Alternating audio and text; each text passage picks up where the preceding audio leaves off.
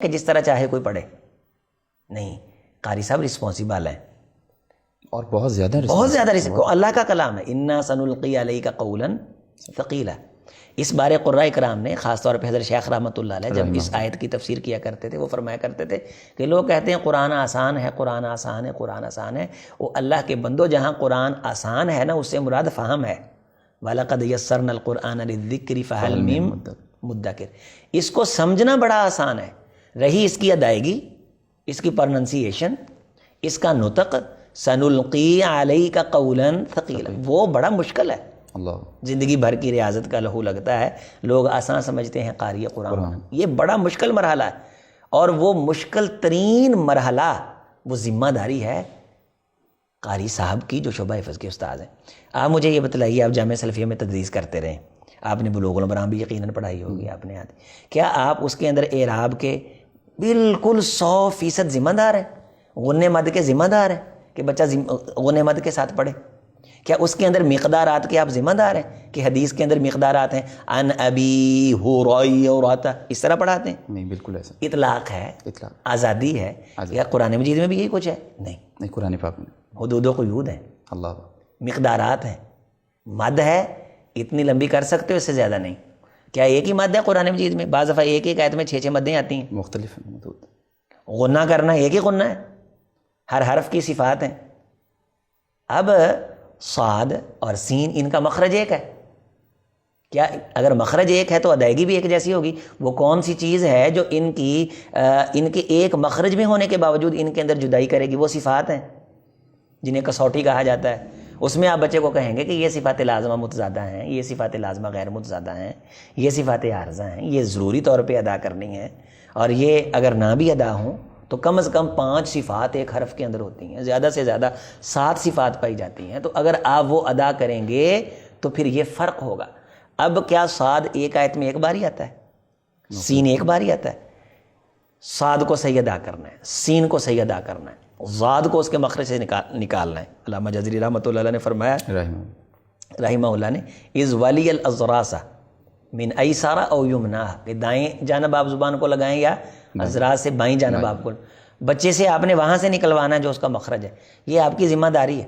تو اس کے لیے آپ اہل استاد رکھتے ہیں، ذمہ دار استاد رکھتے ہیں، جس نے قراءت پڑھی ہوتی ہیں، جس کو ادائیگی اور نطق کا طریقہ آتا ہے، جو قرآن مجید کی ادا پہ کامل دسترس رکھتا ہے، عبور رکھتا ہے۔ اب سورہ الفلق ہو یا سورہ اخلاص ہو، آپ بڑے سے بڑے مہان پہلوان کو تجوید کے ساتھ پڑھائیں، اس کو سانس چڑھ جائے گا، بالکل مشکل ہے، قول ثقیل ہے۔ اب قاری صاحب نے اگر کسی بچے کو صفحہ پڑھایا ہے نا، اس کا خون شامل ہے، اس کی زندگی کی روح شامل ہے اس صفحے کے اندر، تو کافی تو یہی تھا کہ وہ 4 بچوں کو سبق پڑھا دیتا۔ یہ بہت بڑا کام تھا کہ بار بار ان کو پڑھاتا، جسے ہم کہتے ہیں کوڑنا، اردو میں کہتے ہیں کہلانا، بار بار تکرار کروا دیتا۔ لیکن اس کے باوجود ہم نے اس پہ ذمہ داری ڈالی ہوئی سبقی کی بھی، کہ جو پیچھے سے سبق ہو رہے ہیں نا بطور سبقی، ان کو بھی آپ نے سننا ہے، وہ ساتھ ملا۔ اس کے ساتھ ہم نے اس پہ اضافی ذمہ داری ڈلی ہوئی ہے، آپ نے منزلیں بھی سننی ہیں، اور اس کے اوپر مزید ذمہ داری ڈالی ہوئی ہے کہ کلاس میں اس طرح بیٹھنا ہے۔ اس کے اوپر مزید ذمہ داری یہ ہے کہ تیری کلاس کا طالب علم دائیں بائیں نہ دیکھے، ان کو بھی دیکھنا ہے۔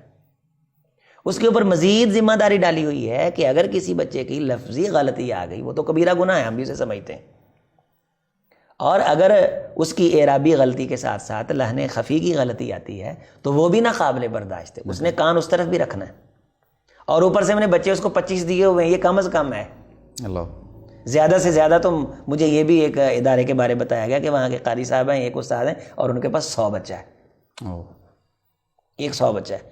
اچھا جی، یہ ساری جو ذمہ داری وہ ادا کر رہے ہیں، اور اس کو ہم نے نچوڑ لیا ایسے، اس کے بعد وہ کلاس سے نکلتا ہے، یوں کر کے وہ انگڑائی لیتا ہے تو کوئی نہ کوئی بابا وہاں کھڑا ہوتا ہے، لو جی انہوں نے مسیتے کھڑے ہونے دے نہیں پتا ہے گا، وہ بھی اعتراضات ہیں، پھر اس کا بھی اس نے سامنا کرنا، اس کا بھی ضالع۔ اگر 2 بچے وہاں کھیل رہے ہیں، انہوں نے کوئی شرارت کر لی ہے، اب وہ ساری تہذیب ہمیں سکھاتا ہے جس کے گھر میں نہیں سنی جاتی، اب اس قاری صاحب نے اس کا بھی سامنا کرنا ہے۔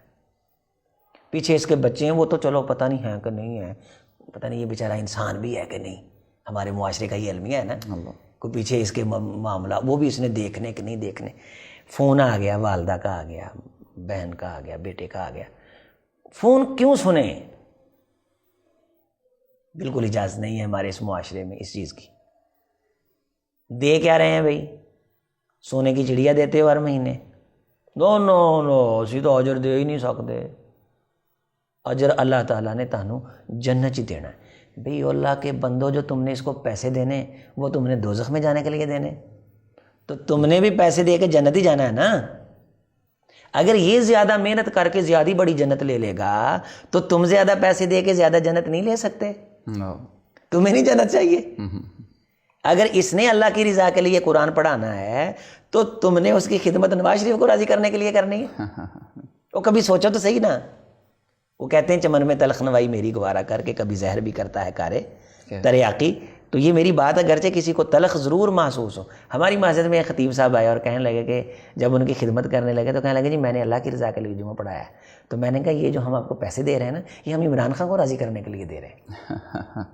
اسے بات سمجھ آ گئی. اور میں کہ یہ جو ہم آپ کو دے رہے ہیں ہم بھی اللہ کو راضی کرنے کے لیے دے رہے ہیں. آپ نے تو اپنے آپ کو بچا لیا یہ کہہ کے کہ میں تو پیسے نہیں لوں گا, میں تو اللہ کو راضی کرنے کے لیے آیا ہوں. تو ہم کس کو, ہمارے لیے پھر آپ نے کیا چھوڑا ہے؟ کیا ہمارا جی نہیں کرتا ہم اللہ کو راضی کریں؟ اللہ کو راضی. تو ہم نے بھی آپ کی خدمت اللہ کو راضی کرنے کے لیے ہی کرنی. کاش قاری صاحب اللہ کو راضی کرنے کے لیے پڑھائیں اور انتظامیہ اللہ کو راضی کرنے کے لیے اس کی جتنا ہو سکتا خدمت کرے. خدمت کر قاری صاحب جتنا ہو سکتا ہے زور لگائے. ہمارے معاشرے کے اندر ہیرے ہیں جو ہم تراشیں تو وہ کائنات کی قیادت کے فرائض سار انجام دیں. ہمارے ان شعبوں سے نکلنے والے بچے قرآن مجید سے جو بیزار ہوتے ہیں نا اس کی استاذ کی روح کا ان پہ اثر پڑتا ہے. قاری صاحب یہ میری بات نوٹ فرما لیں, سامعین و ناظرین بھی نوٹ کر لیں. اگر قاری صاحب کلاچ بیٹھے ہیں مجبوری سمجھ کے, اگرچہ نہیں بھی بتاتے, رسول رحمت علیہ الصلوۃ والسلام جب معراج پہ گئے آپ کو شہد پیش کیا گیا, آپ کو شراب بھی پیش کی گئی, دودھ بھی پیش کیا گیا. آپ علیہ الصلوۃ والسلام نے دودھ کا پیالہ لیا اور پی لیا. وہاں فرشتے نے رسول رحمت علیہ السلام سے کہا کہ اگر آپ شراب کا پیالہ پکڑ لیتے فاغاوت امت تو آپ کی امت گمراہ ہو جاتی. اب امت تو نیچے ہے, امت کون سا دیکھ رہی ہے کہ رسول صلی اللہ علیہ وسلم نے وہاں کون سا پیالہ لیا. استاد سات پردوں کے اندر بھی بیٹھا کوئی سوچ رہا ہو نا, اس کے اثرات طلبہ پہ پڑتے ہیں.